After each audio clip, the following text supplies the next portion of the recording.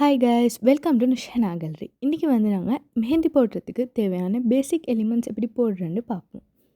நாங்கள் எப்படி தின் லைன்ஸ் போடுறேன்னு பார்ப்போம். தின் லைன்ஸ் போடுறதுக்கு நாங்கள் ஒரு இடத்துலேருந்து ஸ்டார்ட் பண்ணிவிட்டு கோன் வந்து போர்டுக்கோ கைக்கோ படாமல் கொஞ்சம் மேலே தூக்கிட்டு அப்படியே எங்களுக்கு தேவையான நீட்டை மட்டுமே கோனை லைட் ப்ரெஷரில் இழுத்துக்கொண்டே போயிட்டு கடைசி இடத்துல வந்து நாங்கள் அந்த போர்டுக்கோ கைக்கோ வந்து டப் பண்ணி முடிச்சிடணும்.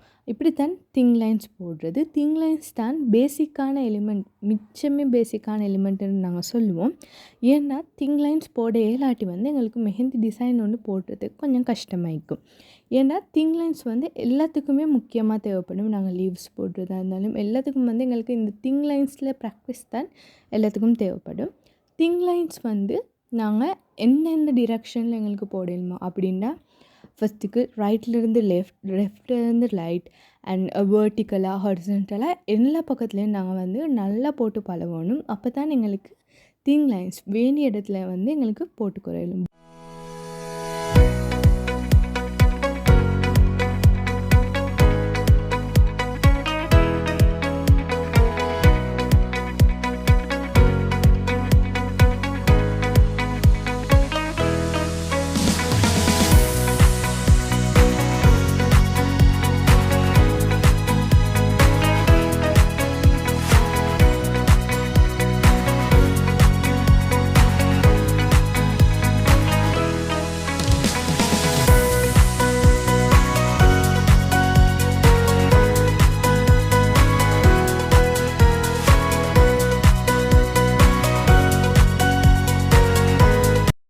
நெக்ஸ்ட் வந்து நாங்கள் எப்படி திக் லைன்ஸ் போடுறேன்னு பார்ப்போம். திக் லைன்ஸ் போடுறதுக்கும் திங் லைன்ஸ் போட்ட மாதிரியே 2 திங் லைன்ஸ் ஒரு கிட்ட மிச்சம் தூரம் இல்லாமல் ஒரு கிட்ட போட்டுட்டு நடுவில் வந்து கொஞ்சம் ப்ரெஷர் கொஞ்சம் கூடையாக கொடுத்துட்டு அப்படியே அந்த லைனில் வந்து ஒரே மாதிரி போகிற மாதிரி ஃபுல்லாகவே திக் லைன்ஸ் வந்து போட்டுக்கிறேன் எலிமெங்களுக்கு.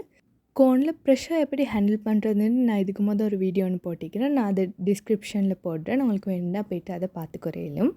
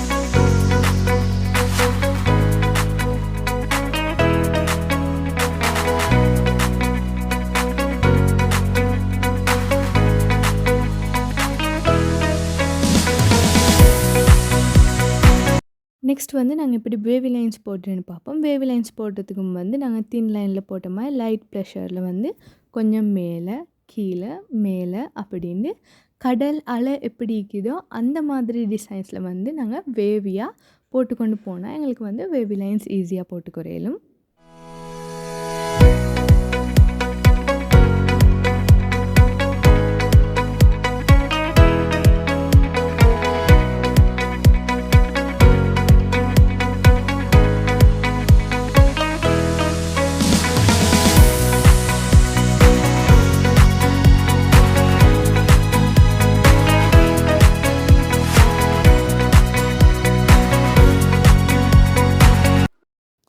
நெக்ஸ்ட் வந்து நாங்கள் ஜிக்ஸாக் லைன் எப்படி போடுறேன்னு பார்ப்போம். ஜிக்ஸாக் லைன் போடுறதுக்கும் நாங்கள் ப்ரெஷர் மிச்சம் கொடுக்காமல் லைட்டான ப்ரெஷரில் ஒரு முக்கோணம் எப்படி போடுவோமோ அந்த மாதிரி எங்களுக்கு வேவி லைன்ஸுக்கு வந்து நாங்கள் வேவியாக தானே கொஞ்சம் ரவுண்டாகி தானே போட்டோம், அந்த மாதிரி இல்லாமல் கொஞ்சம் முக்கோண ஷேப் வர மாதிரி எங்களுக்கு போட்டுக்கொண்டு போகலும். அதுதான் ஜிக்ஸாக் லைன்னு சொல்கிறது.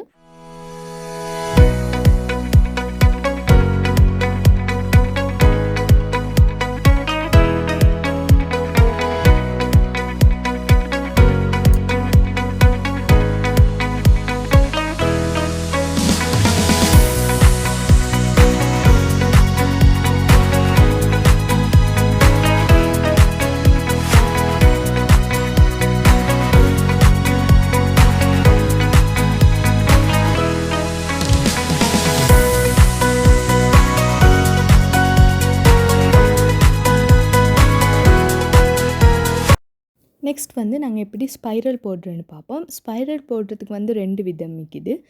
அதில் ஃபஸ்ட் விதம் தான் இந்த மாதிரி ரவுண்டுக்கு வந்து ஃபஸ்ட்டுக்கு ரவுண்டை போட்டுக்கொண்டு அப்புறம் சின்ன சின்ன ரவுண்டாக உள்ளுக்கு வந்துட்டு நடுவில் வந்து எங்களுக்கு டாட் வச்சுக்கிறேன். இப்படி தான் வந்து ஃபஸ்ட் மெத்தட். இதை தான் நான் உங்களுக்கு ப்ரிஃபர் பண்ணுறேன் ஃப்ளவர்ஸ் போடக்குள்ள.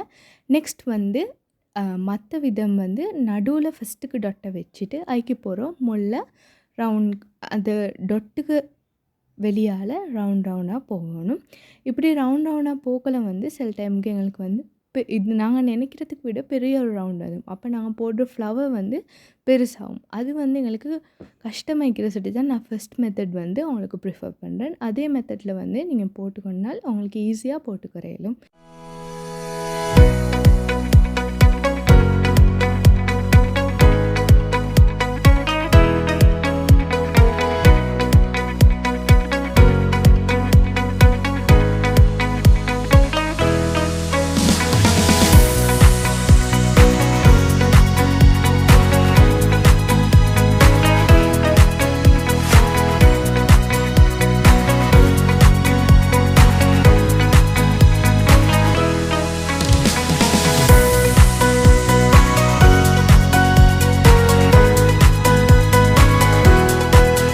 நெக்ஸ்ட் நாங்கள் எப்படி ஸ்பைரல் போடுறேன்னு பார்ப்போம். ஸ்பைரலும் வந்து ஸ்பைரல் போடுற மாதிரியே தான் ஃபஸ்ட்டுக்கு ஒரு டாட் வச்சுட்டு அதுக்கு ரவுண்டுக்கு சின்ன சின்ன ரவுண்ட் பேத்துட்டு அதை அப்படியே கொஞ்சம் இழுத்துட்டு வந்துட்டு அடுத்த பக்கத்துக்கு மற்ற ரவுண்ட் ஸ்பைரல் வந்து போடுறது தான் ஸ்பைரல்னு சொல்கிறேன்.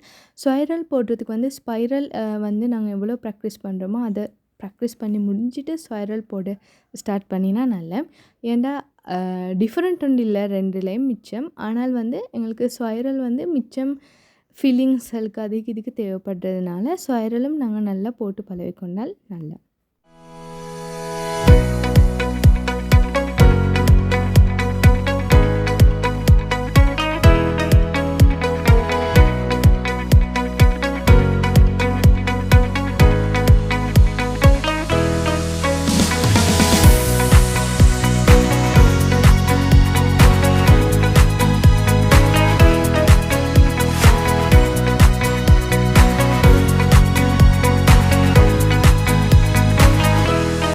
நெக்ஸ்ட் வந்து நாங்கள் எப்படி ஹம்ப்ஸ் போடுறேன்னு பார்ப்போம். ஹம்ப்ஸும் வந்து பேசிக் எலிமெண்ட்ஸில் வந்து முக்கியமான ஒரு எலிமெண்ட் உண்டு. இதை வந்து நாங்கள் போடுறதுக்கு ஃபஸ்ட்டுக்கே ஒரு தின் லைன் ஒன்று போட்டுக்கொண்டுட்டு அதுக்கப்புறம் பிகினர்ஸ் இண்டஸ் அவங்களுக்கு வந்து கொஞ்சம் மேலால் ஒரு சின்ன லைன் ஒன்று விளங்குற மாதிரி லைட்டாக ஒரு டாட் 2-3 வச்சுக்குறையிலும். அப்போ ஒரே அளவுக்கு ஒழுங்காக ஹம்ப்ஸ் வந்து போட்டுக்குறையிலும். இல்லாட்டி இந்த மாதிரி இப்படி மேலே கீழே ஆக்கிட்டு இந்த மாதிரி ஹம்ப்ஸ் வந்து எங்களுக்கு போடணும். ஹம்ப்ஸில் வந்து மெயின் டெக்னிக், ஹம்ப்ஸ் வந்து அழகாக வர்றதுக்கு மெயின் டெக்னிக் தான் ஸ்லோன்னா நாங்கள் வந்து ஓவர் ஸ்பீட் இல்லாமல் எங்களோட நார்மல் ஸ்பீடில் வந்து ஹம்ப்ஸ் போட்டு கொண்டு போனால் அழகான ஹம்ப்ஸ் வந்து எங்களுக்கு போட்டுக்கிறேன்.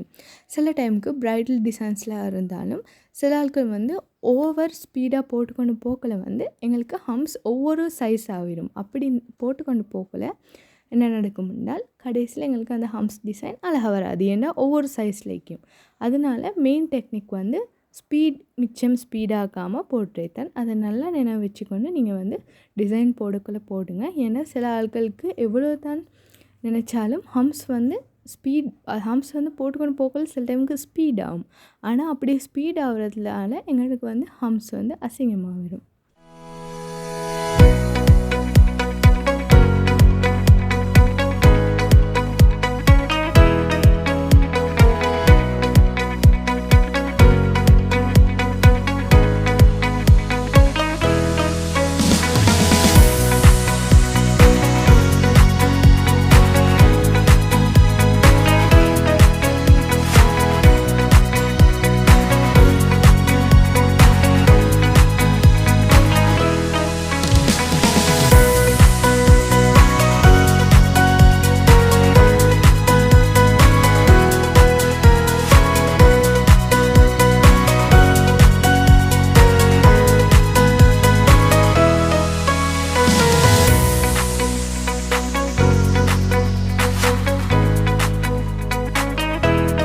நெக்ஸ்ட் வந்து நாங்கள் எப்படி டாட்ஸ் போடுறேன்னு பார்ப்போம். டாட்ஸ் போடுறதுக்கு வந்து ஒரு கவுண்ட் ஒன்று வச்சுக்கோங்க. நான் வந்து அந்த மாதிரி தான் போடுறேன். ஒரே இடத்துல கொஞ்சம் நேரம் 1 2 இல்லாட்டி 1 2 3 1 2 3 4 இந்த மாதிரி வந்து டாட்ஸ் நாங்கள் போடக்குள்ள வந்து எங்களுக்கு சின்ன டாட் வேணும்னா 1 2, பெரிய டாட் வேணும்னா 1 2 3 4 இந்த மாதிரி ஒரு கவுண்ட் ஒன்று வச்சு கொண்டுட்டு அந்த அளவுக்கு எங்களுக்கு ப்ரெஷர் கொடுத்தா வந்து டாட்ஸ் வந்து நாங்கள் எவ்வளோ போடக்குள்ள ஒவ்வொன்றும் ஒவ்வொரு சைஸ் வராமல் ஒரே சைஸ் வரும். இப்போ நாங்கள் ஒரு லைன் போட்டு அதுக்கு மேலால் டாட் போடுறதுனாலும் எங்களுக்கு வந்து எல்லா டாட்டும் ஒரே அளவுக்கு எடுத்துக்குறையிலும் அந்த மாதிரி ஒரு கவுண்ட் ஒன்று வச்சுக்கிறதுனால.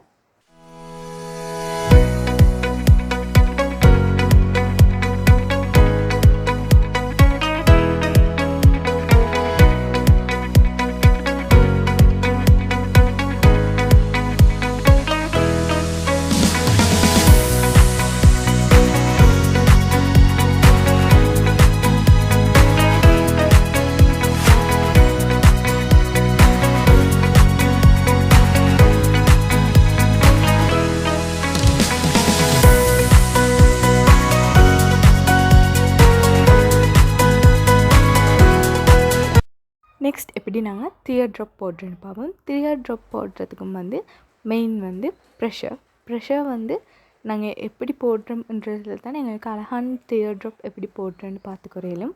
ஃபஸ்ட்டுக்கு நாங்கள் டியர் ட்ராப் போடுற இந்த மாதிரி ஒரு டாட்டாண்டு வச்சுக்கொண்டு அந்த டாட்டில் இருந்து கொஞ்சம் ப்ரெஷர் குறைச்சி கொண்டே வந்து விட்டுட்டோம்னா இந்த மாதிரி எங்களுக்கு அழகான டியர் ட்ராப் வந்து போட்டுக்குறையிலும்.